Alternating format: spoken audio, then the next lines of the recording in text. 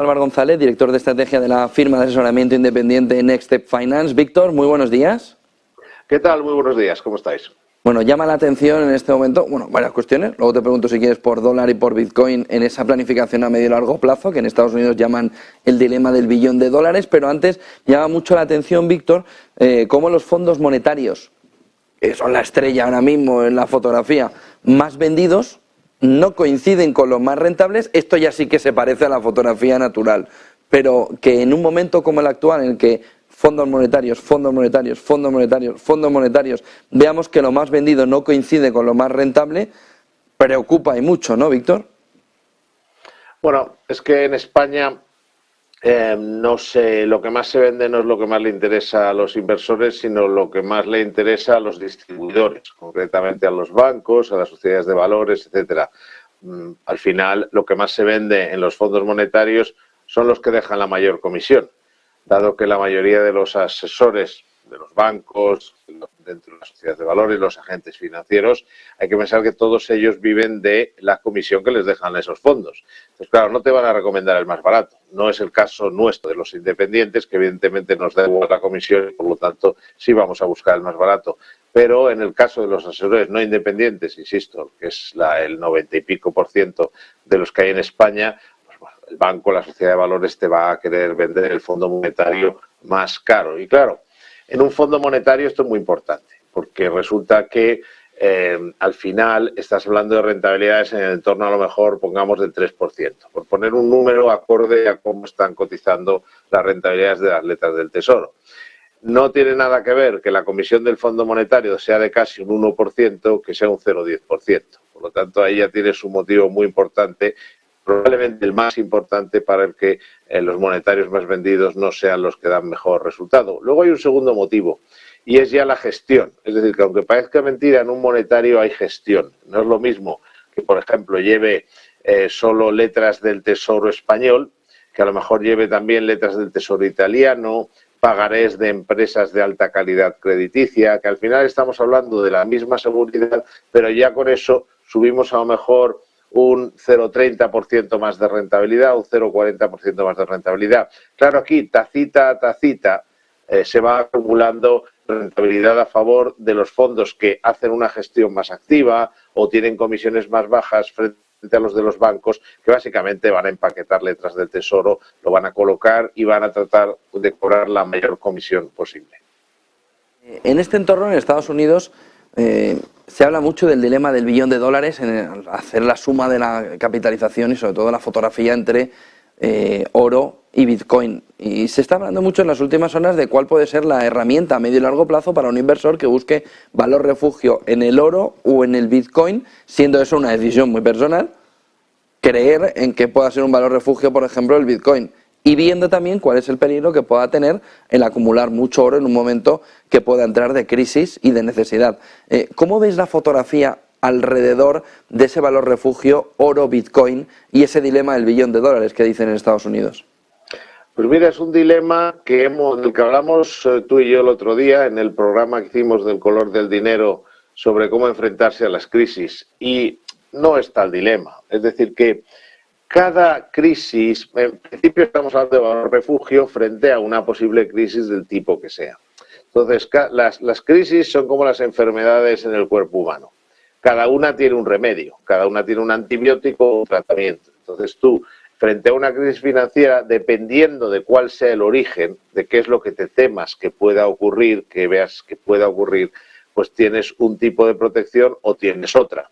Entonces el oro tiene, tiene una garantía probada en el caso, por ejemplo, de que se disparara la inflación de nuevo a niveles muy altos, pues le vendría bien al oro, y no tenemos constancia de que le haya venido bien al Bitcoin.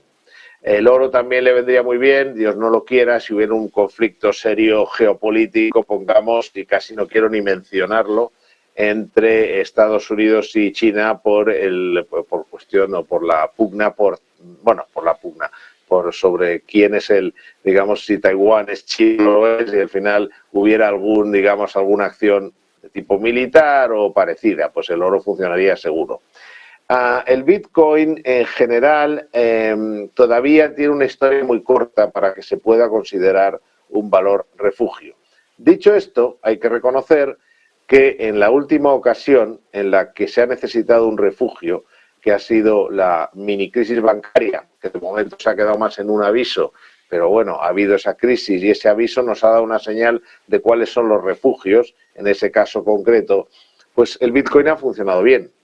Es decir, los inversores, ahorradores, sí han buscado refugio en el Bitcoin ante la posibilidad de una crisis bancaria. Pero cuidado, también lo han buscado en el oro. Es decir, nosotros de hecho utilizamos en su momento, cuando se inició la crisis, utilizamos esa cobertura vía oro, porque Bitcoin hasta que no esté regulado nosotros no trabajamos con él, lo seguimos, lo vemos, pero queremos trabajar siempre con activos regulados y que tengan la misma protección para el inversor que cualquier otro, y no es el caso todavía en el caso de Bitcoin, pero en el caso del oro también actuó como una buena protección frente a la crisis bancaria, pero déjame insistir en que cada crisis tendrá su refugio. Puede ser la deuda norteamericana, puede ser franco suizo. Aquí es básico saber que tu asesor sepa o saber tú cuál es el que funciona. Igual que el médico te va a saber decir contra este problema concreto que tienes, funciona mejor un analgésico, frente a este, en cambio, ya hay que utilizar antibióticos, etcétera. Ya que hemos estado hablando, la primera pregunta es esa importancia de las comisiones en un momento actual, en el que hemos visto además también esos fondos monetarios. Siempre recuerdo que insistes mucho en el asesoramiento independiente, además de por ser más objetivo, más barato, porque ahorra dinero en comisiones y que todos los años tenemos ejemplos de ello. Siempre nos dices, ¿qué ejemplos? ¿Puedes ponernos, Víctor, algún ejemplo claro, aplicable a lo que va de año en estos momentos? Es decir, algo que nos diga, mira, aquí está claro que ese asesoramiento no independiente te está saliendo caro. Sí, porque dentro, digamos, del lobby, y defienden lógicamente sus intereses, y no veo nada malo en ello, cada uno defiende los suyos, pero dentro del lobby que mantiene que es mejor que el asesor no sea independiente y viva de las comisiones que les pagan los productos que recomienda, que para nosotros pues es una falta de objetividad total y un conflicto de interés. Este lobby, ahora muy activo, puesto que Bruselas está planteándose seguir la estela de países financieramente más avanzados, en los que se restringe mucho o incluso se prohíbe que tu asesor sea un comisionista. Entonces quiere entrar en el modelo, se plantea, no digo que eso vaya a ocurrir, Reino Unido, Holanda, etcétera, Estados Unidos, Suiza, donde ya hay mucho control. Eso de digamos que el asesor, lo que al final esté mirando sea la comisión, pues se piensa, y nosotros coincidimos con esa visión, que va a priorizar su cuenta de resultados que la del cliente en ese sentido. Pero este lobby dice, bueno, es que el asesoramiento financiero es caro porque hay que pagar al asesor, lo cual no puede estar más lejos de la realidad, porque claro, sobre todo en países como España, donde las comisiones son tan altas, pero hay tantos huecos para pagar menos, pues eso pierde toda su validez, porque el asesor efectivamente ahorra mucho dinero al cliente. Ejemplos todos los años, sin la menor duda. Este no es una diferencia. Hemos hablado antes, por ejemplo, de fondos monetarios.